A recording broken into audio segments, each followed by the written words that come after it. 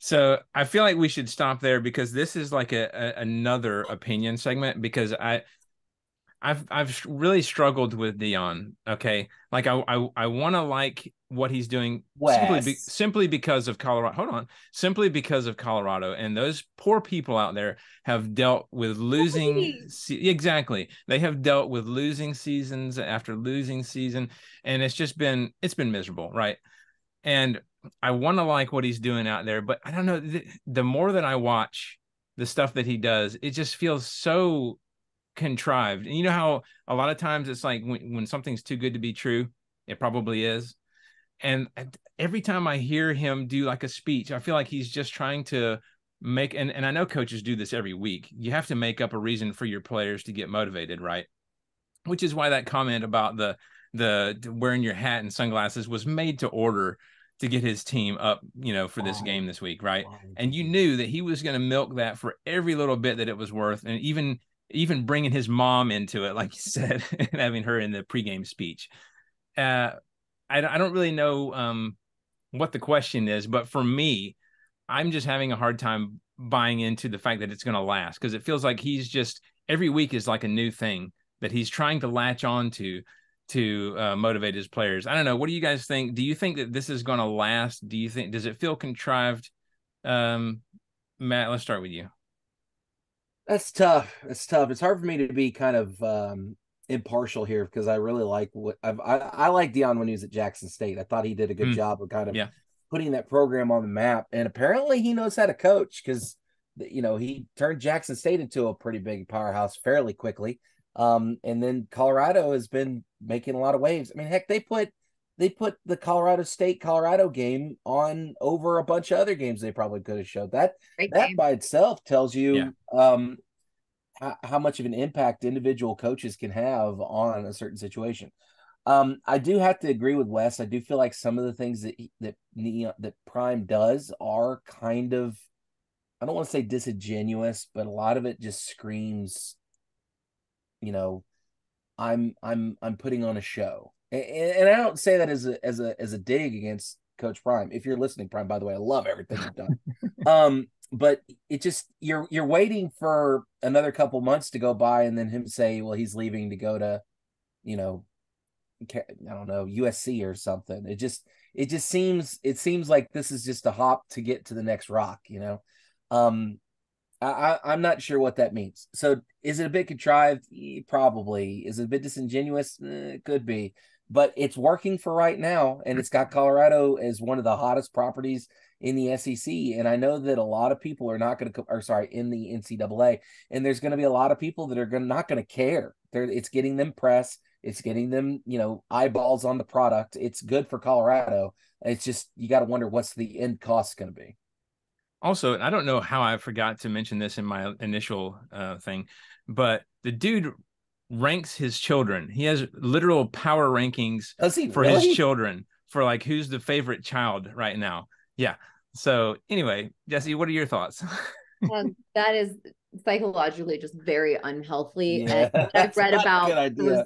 those young men's mother and the domestic Oh. violence situations that they've Hey, got, Doc, I got a story for you.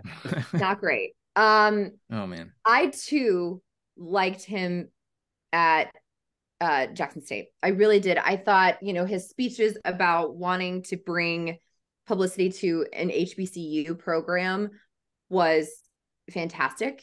I thought when he, wanted to make sure that the guys had uniforms with their names on them because they couldn't afford to have their names on them because they had to give them back, like that kind of stuff was amazing. He made sure that those guys had that. And so you get behind this and it's such a great story. And then all of a sudden he's just gone. And I don't know how that program is doing, but you don't hear about them anymore. And so I think I said it before a couple weeks ago or last week. I think so much of this is for his own sons. I think that all of this, hype, bringing them with him, making sure that they're getting all of this attention. You're bringing celebs in, you're going to get press. They are selling out merch. I mean, they panned to it during the game. The merch store was packed. And, you're seeing, like Wes said, the glasses and the hat, and he has custom hoodies made that say you know where to find me. Like all of that is fine, but to me it is a lot of showmanship. It is very, I don't know, reminiscent to me of like WWE, where there's just like these big personalities and personas. Yeah. And I think these guys are probably better players having played under him. They're getting incredible coaching. He's obviously made a big difference. But, you know, the guys that were there before, the other guys got brought in and replaced them. So I don't know. I think so much of this is probably, number one, to help his sons to get on the best foot possible to go to the NFL. And I think number two, this is a great way for him to get to the next level to coach in the NFL. He said he came out and made in an interview this past week. He said he has no interest in going to the NFL. We've heard stuff like that before. But you're absolutely right. Looking at you, Nick Saban. I think if the payday were right and he could draft his sons, But in that interview, he said part of the reason why he likes college is these kids actually kind of need that coaching. They need that direction. You can't really do that with somebody that's making 15, 20, $25 million a year. It is a different dynamic. Yeah. And I think that's his deal. I think it's the dynamic of being able to still get the thing where it's still kind of pure. Mm-hmm. Yeah. Kind of as pure as college football can be. His attitude and the way, like that showmanship and that persona will not fly with like veteran adult NFL players. Right. But he's always been that way. Even if you look back at when in his playing days when he was with Atlanta, or when he was at FSU, like he's always been a lightning rod. Always been the whole look at me, look at what I can do sort of. That's just his personality. And I don't think he's going to ever back off of that. So.